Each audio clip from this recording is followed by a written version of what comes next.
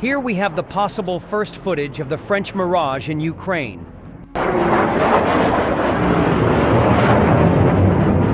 It was the fourth year of the war. Russia's logistics were only improving, using baby strollers. Скоро.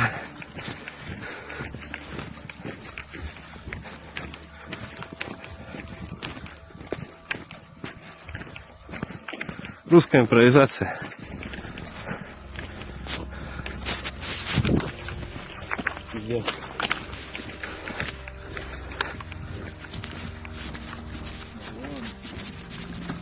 Syrsky named the battle in which the occupiers suffered the greatest losses. We constantly keep track of losses. Prigozhin mentioned that the Wagner Group lost 20,000 fighters killed in the battle for Bakhmut. Our calculations showed that the enemy's losses in killed were around 23,000, said Commander-in-Chief of the Armed Forces of Ukraine, Oleksandr Syrsky. Son, for you, let them all die. A Su-25 pilot attacks enemy positions with a photograph of his dead son in his hand. 40 days after the death of his pilot son, Igor Parkhomenko returned to the squadron to carry out combat missions. Partisans in Tver burned down a command post with a target illumination radar and missile guidance system of the S-300 air defense complex. The cost of the destroyed scrap metal was approximately $160 million. Partisan attacks on Russian targets have become a significant challenge for Moscow, striking deep behind enemy lines and disrupting military operations. Ukrainian and anti-Kremlin resistance groups have targeted railways, ammunition depots, and key infrastructure, causing logistical bottlenecks that slow Russian troop movements. Explosions have been reported at oil refineries and military bases, weakening Russia's war effort and forcing it to divert resources to security.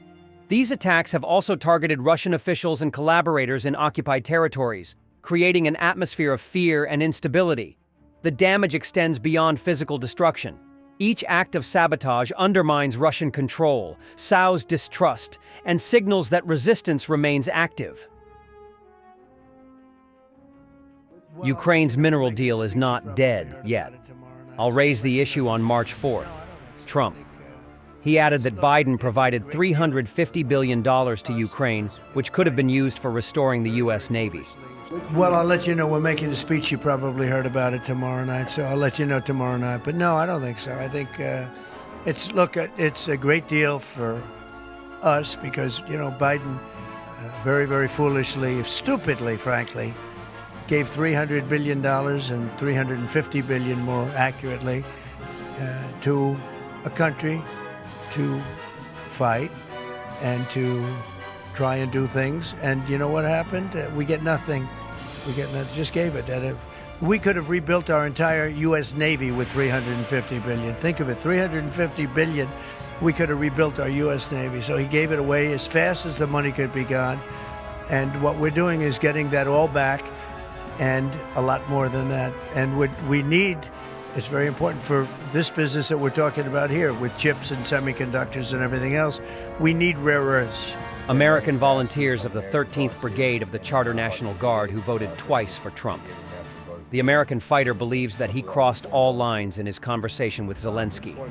Hey, my name's Nasty. I'm an American volunteer in Hartia Brigade, 13th Brigade of the National Guard of Ukraine, here with a couple of other foreign volunteers. We just wanted to say that last night's shenanigans with Trump was embarrassing. It's not how foreigners feel about Ukraine at all. None of us would be here if that were the case. There are foreigners come here to fight from all over the world. Not only was what he said rude as fuck, but is full of falsehoods. To say that it's Ukraine's fault.